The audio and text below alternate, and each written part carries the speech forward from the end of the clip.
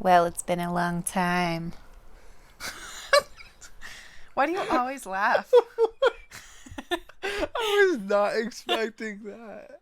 Real talk with the fam. Here we go, let's jam. Listen up real quick. Gonna make your heart tick. Keep it real, no fake. Every story made. Got the news, got the fun. Join us, everyone. You always laugh when I say something to break the ice. Well, it's been a long time. It's been a long time, it has. Just a few things have happened. Hi, everybody. I'm Christina. I'm Matt. Welcome to Real Talk with the Roche fam. Well, what are we going to get into first today? Well, let's probably talk about what's going on from Texas. So, we finally sold our house.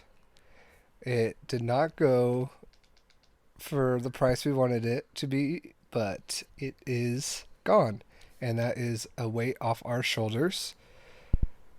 There's a lot of frustration with all the things that broke, and the market was so bad, and there's just so many issues with the house. So we're glad that's gone. A payment that we don't have to pay anymore. So financially, it'll be better for us. And the good news is we pretty much broke even with, I don't know, enough spare change to buy like a Chipotle bowl with guacamole. It wasn't like we are in the negative overall. So it didn't turn out how we expected, but it also wasn't the worst. I think towards the end it got really exhausting because it was for sale for almost a year. And I was a little disappointed, actually a lot disappointed with the pool company because they were really good to us while we were there. And then once we were out of the house, the whole pool turned green and they kept telling us, oh, we're working on it, we're fixing it. So we ended up paying another pool company to come in and take care of it. And they fixed it magically in 3 hours. Yeah. When it was literally green for 4 months. And I don't know, I just don't like being lied to. And so there's no way they were servicing the pool. We ended up getting our money back for some of the service that was not rendered despite being told otherwise. But not physically being in the state, since we're in California now, it's really hard to manage things when you're not in the same vicinity that you could drive to. So that chapter's closed. You want to share the other news, which I'm sure many people are already aware of? Oh, yes, we had a new child. Her name is Cordelia, and she is the sweetest little chubby monkey that there is. Yeah. She's much different than Emerson. Emerson was a little fairy princess, skinny queen for the first year and a half of her life. She still is. And Cordelia at 2 months was already clocking in at 20 pounds, size 5 diapers, which is bizarrely opposite of our first kid. I just imagine they'd be like the same. And they could not be further from each other in personality and size. And temperament. I think so. Emmy was always like really frustrated. I don't know if it was just because she wanted to do more, or I really don't know what caused her to be so frustrated, but it made things really hard to handle her as a baby. Where Cordelia she's just a go with the flow, like she's a chiller, and it's definitely a totally different experience from one baby to the next, which I think we're both happy that in the order that we had them is like we had the hard one first, and the second one is more of like a breeze because it having two and then having the baby and a toddler, and the baby's like very frustrated, would be much more difficult to handle. Yeah, Cordelia's very mellow. She's kind of just a chiller. She's happy. She really hardly cries. I mean, there's a lot we could dig into that and what I think maybe we could have done differently with Emerson. You can't go back, but you learn as a parent what works and what doesn't. We have 0 bottles in this household at the current time, which I'm so happy about because we have been washing bottles since Emerson's entrance into this world, and we broke her of the bottle habit, and I couldn't be more thrilled. I'll probably continue to breastfeed as long as I can with Cordelia purely because I'm lazy and I don't want to wash bottles. The labor was a party. She came very quickly. She wasn't even there. Yeah, Are so you talking about Emerson or are you talking about Ellie. Oh. No, both of them. The doctor wasn't there for both of our.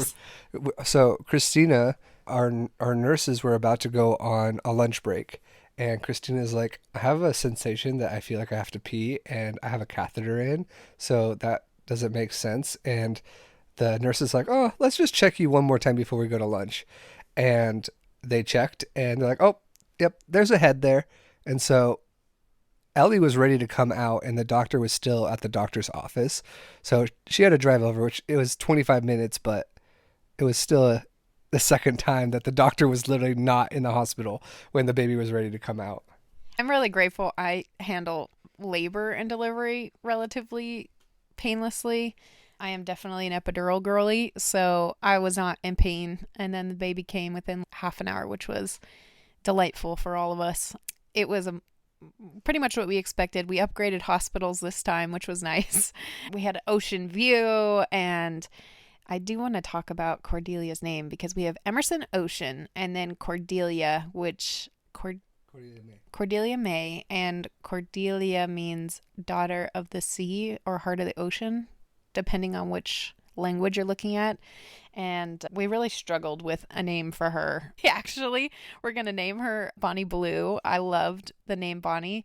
And I'm at work one day and I shared the name with a coworker, and my coworker was like, are you aware that there's an OnlyFans model named Bonnie Blue? And I was like, nope, did not know that. And then all of a sudden, She's everywhere. she's everywhere. Some stunt. She does some very wild things with what she does, and she goes famous immediately after we just were locked in on this name. And it took us like 4 months to pick out this name. So we were so excited that we locked in, and then this all happens, and we're like, well, we can't do this now because we're not naming her after a OnlyFans adult star. I mean, like, we were so locked in. I made a stocking that had embroidered names for our whole family, including Bonnie. And Cordelia is very Cordelia to me now. I can't imagine her being named Bonnie, which is sad because I really liked the name Bonnie. I could see Bonnie. Like, I was so locked in on Bonnie, I could still see her being a Bonnie. Yeah, but I don't know. Maybe there's a future Bonnie. I don't know if we're having more kids or not. Probably not. 80% not. 20% questionable. But I think little Ellie Bean is a delight, and so we're happy to have her. And that kind of leads into two heavier topics that we wanted to talk about today. So with the welcoming of our second baby, pediatricians are, always on the forefront of our mind. We've gone to the same pediatrician for Emerson as we did for Ellie. We're not going to say who they are, but essentially when we had the baby, Cordelia, we decided to hold on vaccinating her just as we were figuring out what was right for us, what was right for our kids. And the initial thing we landed on was delaying until we knew more information. So when we shared this with our pediatrician, he's very nice. We have, again, been with them for 2 years, and he basically, as politely as he could, said, we really enjoy having you here, but if you're going to delay, we can't support that, and you have to sign this paperwork, and we can't see you anymore, which was really disappointing. And at the same time all this was happening, Matt had surgery, so I was taking the girls by myself to the doctor, and Matt had a stronger sensation and inkling towards being cautious of vaccines than I did. My backstory, my brother is not a doctor, but he is a very, very, very, very intelligent nurse that could be a doctor. My dad was a fireman. My other brother was training to be a nurse. My family comes from the medical field, and I took a lot of their advice, and they gave me a lot of books, and they gave me a lot of information that I think was interesting, and I trust my brother a lot. And I think that because I got vaccines when I was a kid. I got vaccines as an adult. I didn't know anything about this until I started having kids. Even when he had his kids, I didn't really think anything of it. I didn't know anything. I didn't question it. I was literally just like ignorant.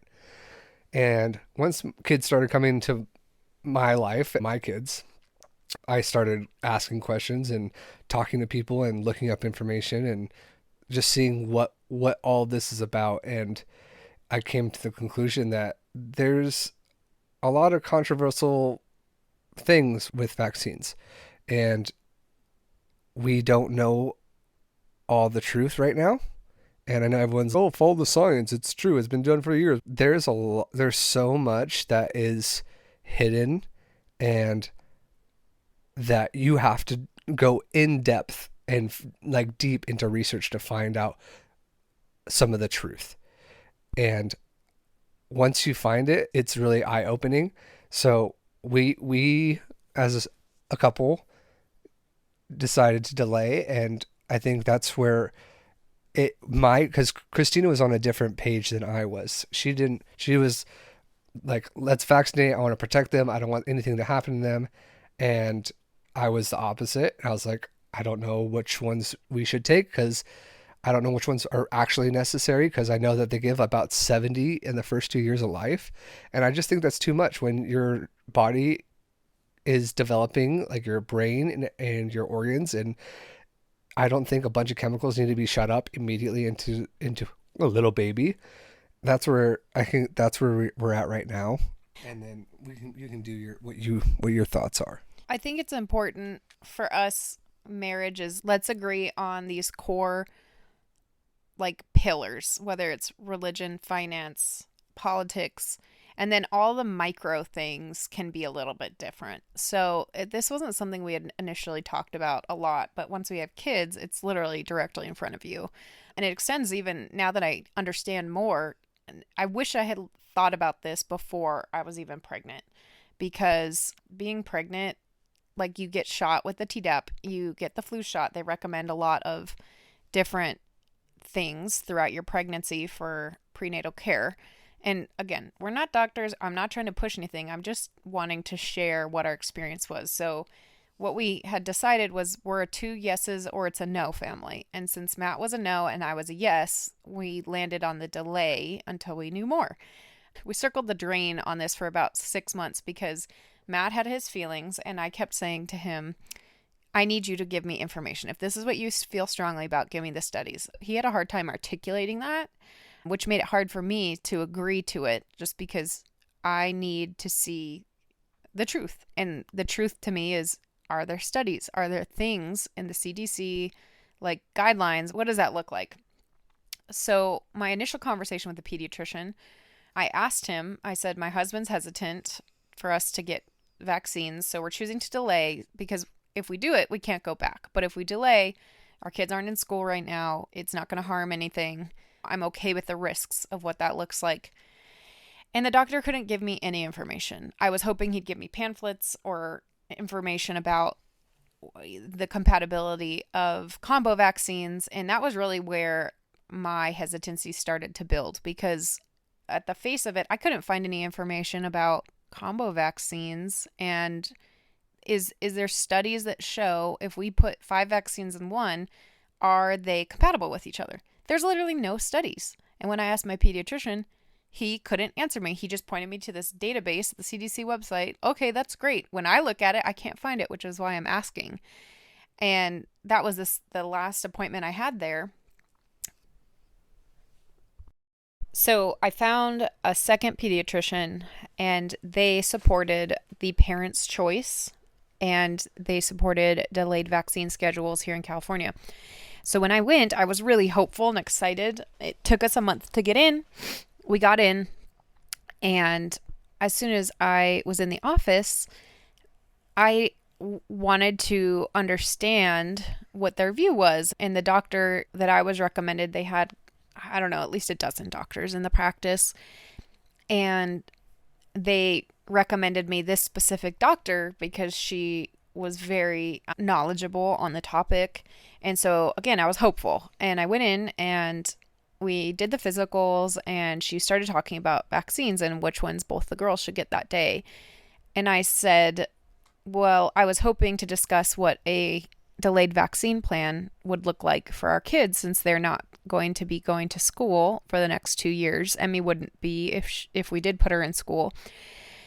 And immediately she starts telling me how I need to find the right doctor for me. She was very defensive, and she said, well, I can't work with you if you're not going to make a schedule for your vaccines. And I said, I'm willing to work with you. My mother-in-law was with me, and she even said I was being very polite. I was just asking questions. I was not combative. I just asked. I just need the paperwork so I can bring it home and to talk to my husband about this and what would you recommend as a vaccine schedule that we should give to our children, and which one should be first? What should we prioritize? And the first thing off the bat she talked about was a combo vaccine because she doesn't like poking kids multiple times. So when I questioned her about, the compatibility of the different vaccines, she also could not give me information on that. And I said, I would rather have individual vaccines administered to my children, even if that means more pokes, if I know that they're going to be delayed. And she said, it's fully dependent on what schools your kids go to. And I explained to her, we're not, at this point, we're considering homeschooling. So if it's a little bit delayed, we're okay with that. Can we start to talk about what a plan is? And instead of her addressing any of my questions, she immediately was defending the combo vaccines, but she kept saying, I don't want to give the multiple shots to a kid if I can just give them all 5 vaccines at once. And that was when I pressed her. I said, okay, I understand that. Is there like some printouts that you could give me that I could read about them so that I can better understand what I'm giving to my child? And again, she kept diverting back. You need to find a doctor that's right for you. I kept, saying, giving her praise. I have been recommended you by your pediatrician's office to come to you so I could talk to you about these things. And she kept saying the information's all on the CDC website. So you need to do your research and da da da da da. And I explained to her, I said, I'm in corporate real estate. I have no medical background. And so I'm looking to you for guidance because I don't know where to look. I'm not a scientist. I don't understand these things. And I'm just desperately asking somebody to give me information that's not just the open portal of the CDC, because I've tried. And if you open up any of those medical journals, some of them are 50 to 100 pages long. And as someone who doesn't have any medical background, I guess I was just shocked. That's now 2 pediatricians that couldn't give me information. And I walked away from that. It was really interesting because my mother-in-law was really excited about this pediatrician. She felt that pediatrician was one of the first that was even willing to work with us to create a schedule.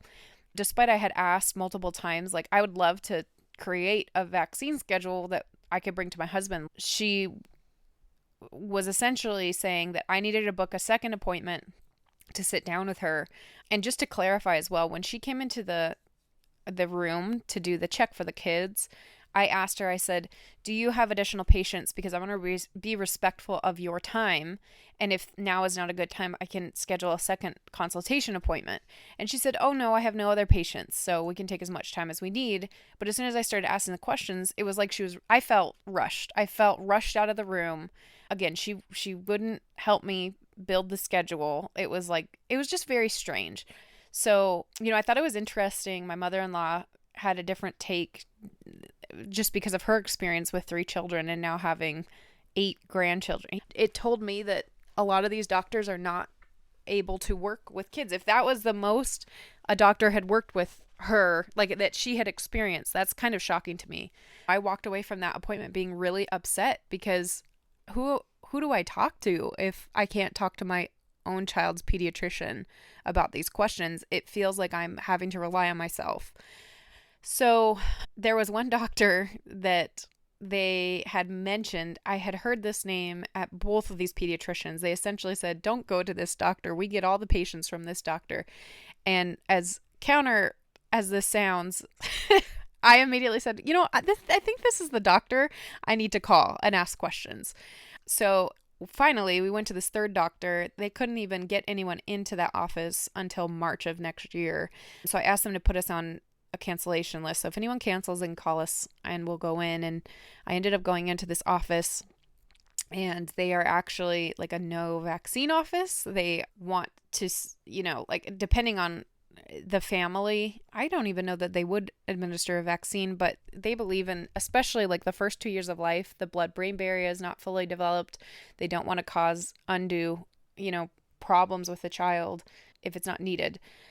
So when I went in, it was a much different experience. They did very in-depth physicals with each child, checking Emerson's ability to communicate, checking where her development as far as her age is, how she could respond to adults. Does she take directions from me? Does she take directions from a stranger? How high can she jump? It sounds like, oh, okay, well, she's performing.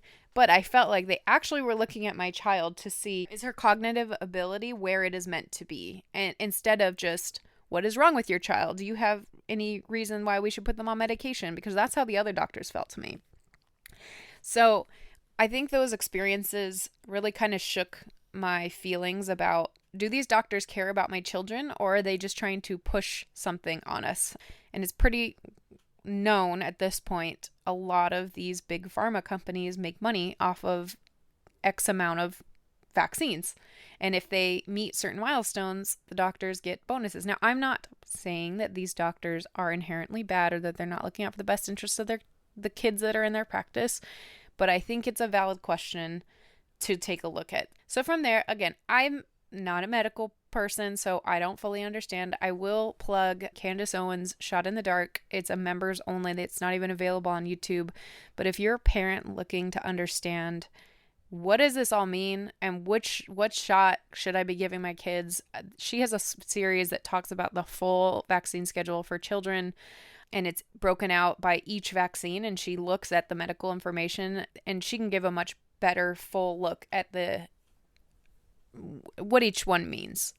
Yeah, the description, the side effects. And I would say overall my takeaway with the vaccines is I want to do what's best for my kids. And for right now, that means no vaccines. And I will also say it's odd to me that the doctors are claiming your vaccine schedule is based off of which school that your kid goes to. And it's actually shocking to me that schools are dictating what healthcare my kid gets. And that feels frightening to me as a parent. So that's where that story lands. Did you have anything else? I think it's crazy when the first year of life, you just look at all the stories of all the things you can't give your kids. Like, you can't give them honey. You can't give them this and that. It's like, you can't give them just basic food, but you think that shooting them up with toxic chemicals is okay. I just don't understand where it all went so haywire. And that, I think the other thing that blows my mind is that not everyone, let's say a majority, at least of America, is so on board and just follows blindly to whatever anyone says. It's like there's no critical thinking. There's no looking at the actual science and the effects of what they're doing. I guess I'm just shocked that like we're looked at as like outcasts for what we're doing, and people shame people like us for our decisions. And I think it's just really, it's a very interesting time to be alive, and I'm okay with being the outcast, and I'm okay with trusting God and trusting that He designed us to live on this earth and find natural like ways to take care of ourselves. So that's really where I'm at, is just trusting God and that He has a plan and design for us. And a lot of people will doubt that, and they'll say, well, what if God's design was to die or whatever? And I don't think we are blindly having faith in this choice. I'm going to give actually a couple examples very, very briefly. When babies are born, they put an antibiotic ointment on their eyes. And if you look into what this is, it's supposed to be to prevent gonorrhea being contracted in the infant. And they claim a couple other things. And what I find interesting, one, a 2-minute-old baby, their gut health is just developing. So putting antibiotics anywhere near a baby is going to destroy any good bacteria that is building in their gut. Like, they are so small, so little.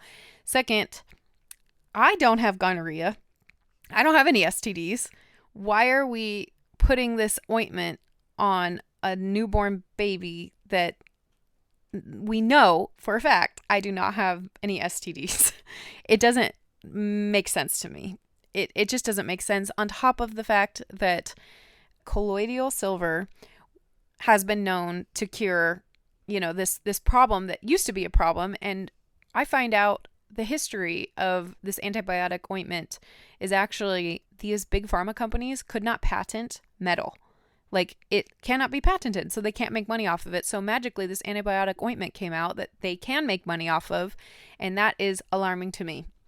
If you really want to, I think the entry to questioning vaccines is looking at the polio vaccine, because I believe, I'm going to try and get these dates correct, but I may be off by a little bit. But in the 1940s, DDT, which was a chemical pesticide supposed to be preventing bugs from passing along this polio virus, from 1940s to the 1950s, polio was starting to come out. At the same time, they're spraying children while they're eating with this DDT. On top of, they had wallpaper that was manufactured with DDT in it, which is being told, put it in your nurseries so that the polio virus doesn't get to your kids.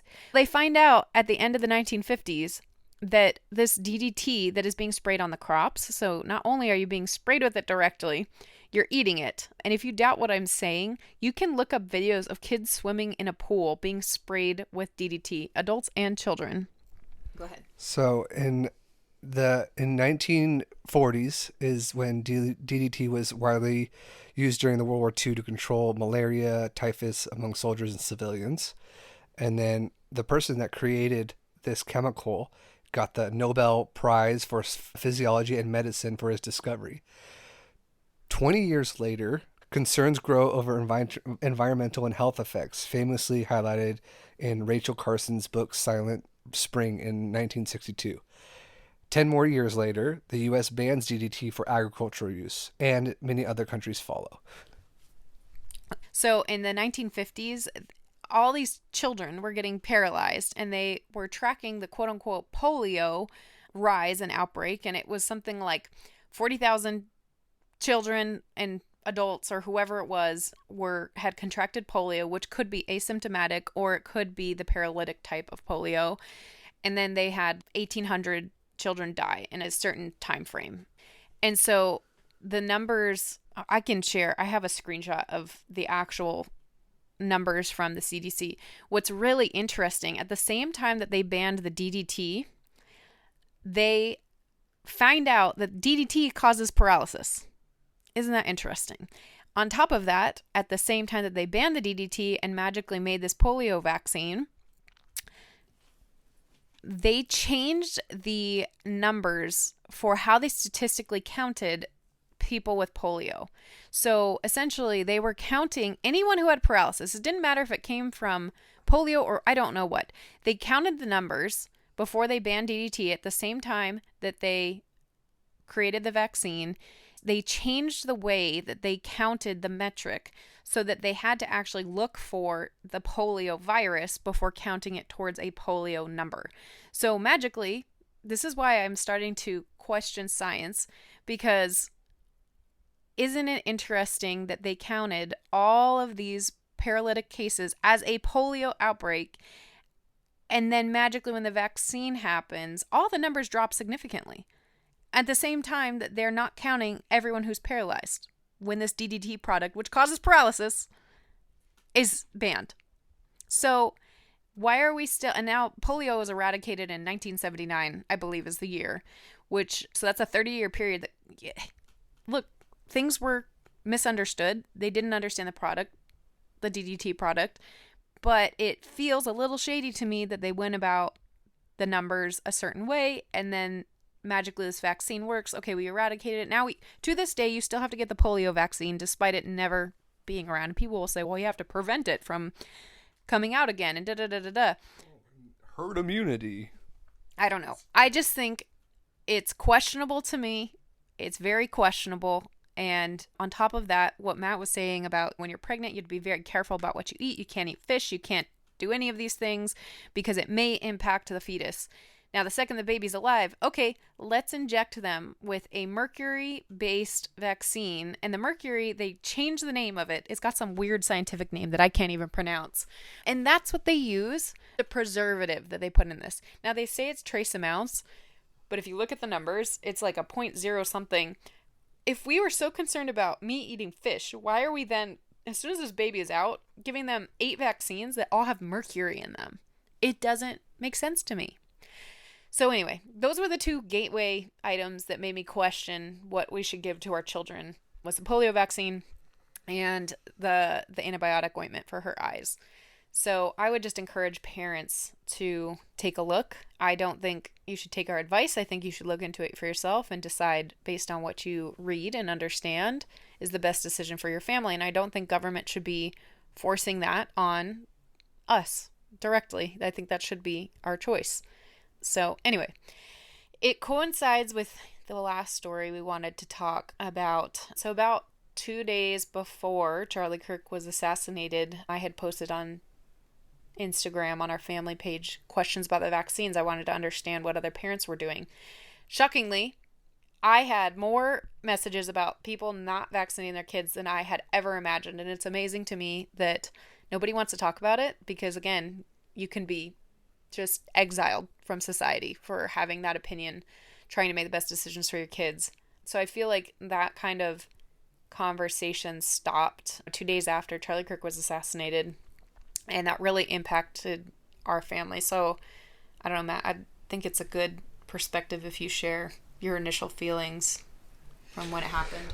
Yeah. So I understand that a lot of people thought that he was a racist, fascist, blah, blah, blah, blah, blah. A lot of those people didn't watch his 3-hour videos every single week, which Christina and I did watch all of his long videos. He was not a hateful person. I have no idea where they're coming up with, like, where I know they take little clips of his past 12 years of him being in the spotlight of what he's doing, and they'll take one little clip here and one little clip there, and they post it, and they're like, listen to what he says in this one little clip. He's a horrible person. And it's just not true at all. I think the thing that hit me the most is that he's 1 year older than I am. He's got 2 kids like I do. He was a father. He was a Christian man. He was a conservative man. And I just thought it was shocking. It hit home to me because it felt like it was almost like someone shooting someone like who I am, and for nothing, for his beliefs. And it was just horrible. I think any type of shooting is horrible. I don't know. It was sad and horrible. And I just I don't like where this country is headed. I don't like what is happening in the world right now. And I don't know what to do to make a difference. Yeah, just to add to that, the weight of that happening for us was not just mental, it was physical. I've seen Matt cry maybe twice in our 4-year existence in each other's lives, and we both cried for 2 days. I think it was heavy for us to the point that Matt made about it felt like it was someone like him being killed. And I felt the same thing because we have always been very cautious about what we share in fear of me losing my job or social repercussions for sharing our opinion. And out of all the political talking heads, Charlie felt grounded to me. He was very clear that, I don't believe he's a Christian nationalist. I think there's a lot of people who think that. I think there is something to be said that our founding fathers did create this country with a general joint belief of Christianity, but they were very clear church and state are separate. And I think there are certain topics that we have to be cautious for when we're making choices. I'll share my belief about abortion, I would never personally get an abortion, but I also believe your body is your choice. I don't think care should just be fully eradicated. Do I think it's murder? Unpopular opinion. Yes, I don't think the size or the location of this human is relevant to when does its life begin. So I feel the same way. I think if it came down to a situation where the mother's life is impacted from the pregnancy, I can understand it from that perspective. What I think the problem is in America is that people are using it as a form of birth control, of like they go out and sleep with someone that's not their partner, like their husband or girlfriend, whatever, or boyfriend, whatever it is. And since they made a mistake, they do what they do because they made a mistake doing that. And I think that's the problem. I personally, I have my views of how it can be changed a little bit, but I don't think anyone will really be on board with that. I think it be a very costly surgery would make people think twice about what they're doing, as people understand the problem is there's no consequences to it. Like people can just go get it done, and it's probably free for most people, and that's it.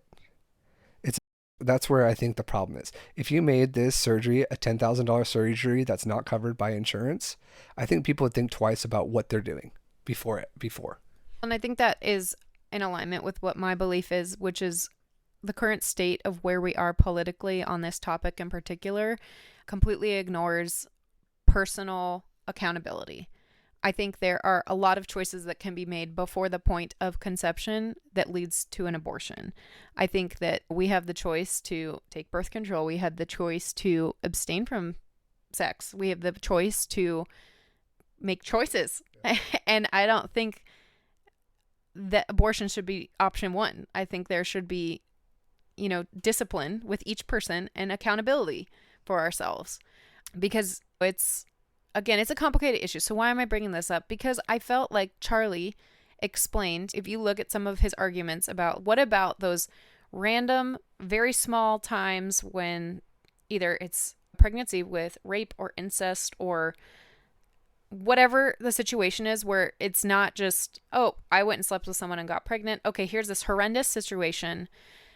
He made a really good point. If you looked at a scan of an abortion, or not an abortion, of a fetus, an embryo, a baby at 20 weeks, of a baby that was conceived in rape or a baby that was conceived in like a loving household that baby is wanted, you can't tell the difference. And I think that's a really important point.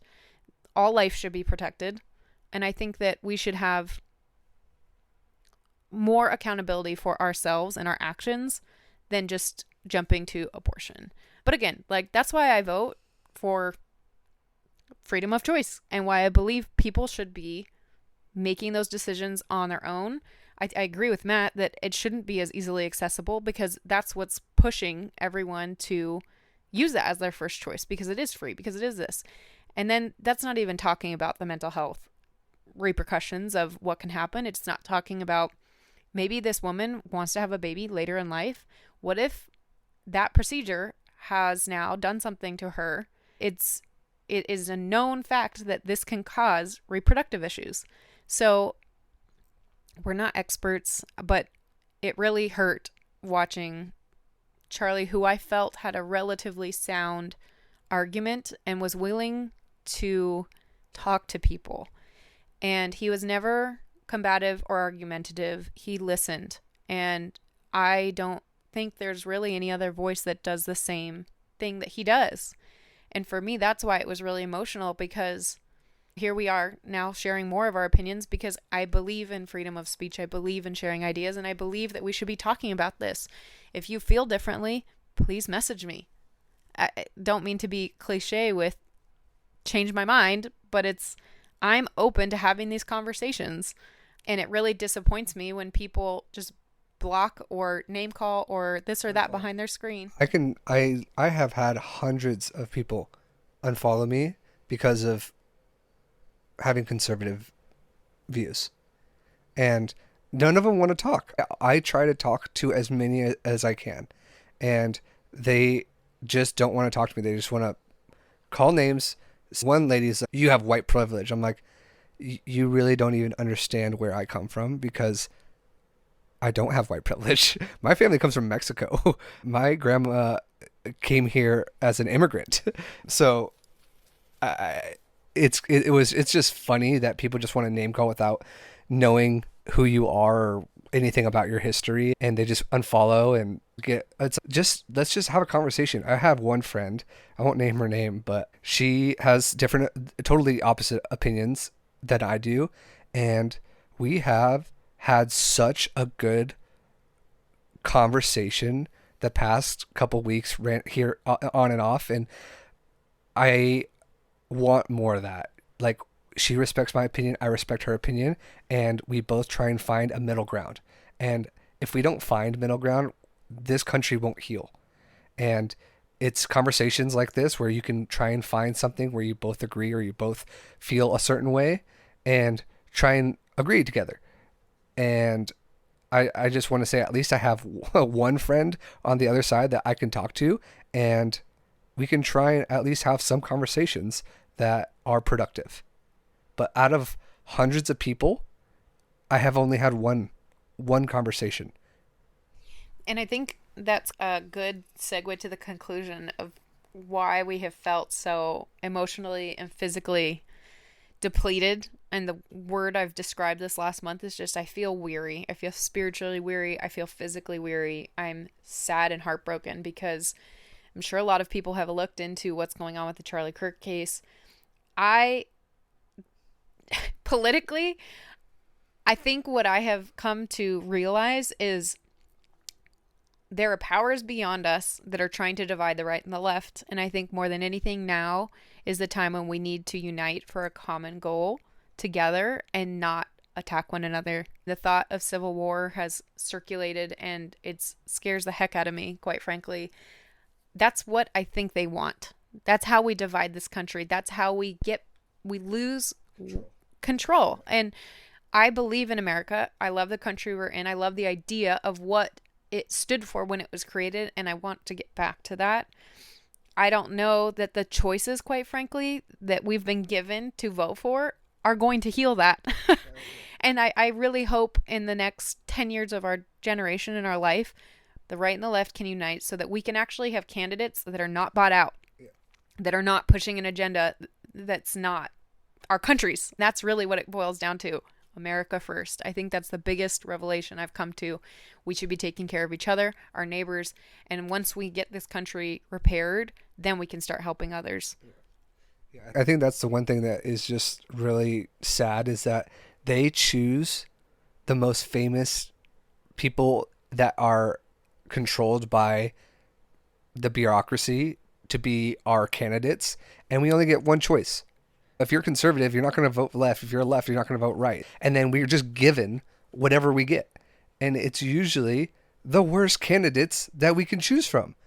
And the ones that actually could make a difference get just left in the dark because we only get two choices. And I think that's the biggest problem we have right now. Is personally, I vote right, but I'm very unhappy with what the presidents on both sides, including the right, are doing and have done.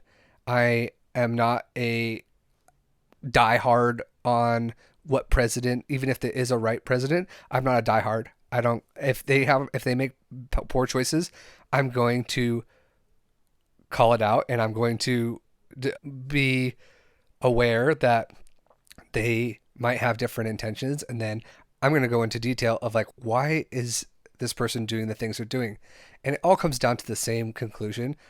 I won't talk about it on here, but it all comes down to they are paid for. Both of them, both sides. And no matter how much you hate the other side, they're both cut from the same cloth. And all we can do is try to find somebody that is not a part of this agenda and this bureaucracy. And hopefully in the future we can figure that out. Yeah. And I'll just say too, I want the Epstein files released. And I want to know who killed Charlie Kirk, actually. And I also think we should stop enabling leaders of the world that are okay with incest and are okay with pedophilia to run government. I am really horrified for what our leadership is representing. And I also don't agree with candidates being shoved into place without a democratic agreement, without I'm really sad. All that to say, I don't think politics will solve really anything, quite frankly. I do believe fully in serving your communities, helping those around you, and I think that's how we heal. But I don't know. I think the best thing that people can do, I know this is not for everyone, obviously, but I think having a little piece of land, having your own food, having your own community, being surrounded by family is going to be very healing to this country. I think we are shoved with so much processed chemicals and stuff in everything, in everything day to day. There's also our phones. We got 5G. There's so many things that are bad for our health, our brains, and the best thing that I think we can do is make our own food. Try and this is for me too. I need to work on. We need to get away from our phones. We need to get away from, as much as we can, get away from processed food as much as possible. It's so hard because it's so easy to get to and it's so cheap. And getting back to preventative maintenance for our lives and not reactive care. Like, we shouldn't be, oh, let's just manage these symptoms and problems. How about we take care of ourselves and be strong, like physically, mentally, instead of, oh, I'm broken and everything's wrong. Let me just take some medicine. Let me put a Band-Aid on it. I'm hopeful. That's the problem. Yeah. I don't really know where we're going with this, but I think we hope to get to a cadence again of posting like a podcast like once a month. Life is really busy and crazy right now, and I go back to work soon. But please feel free to message us if you disagree with anything we said or if you agree, because if no one's listening to this, then we're just not going to do it. But Uncle Brent's probably listening. I think that's all I got to say. All right. See you next time. Bye.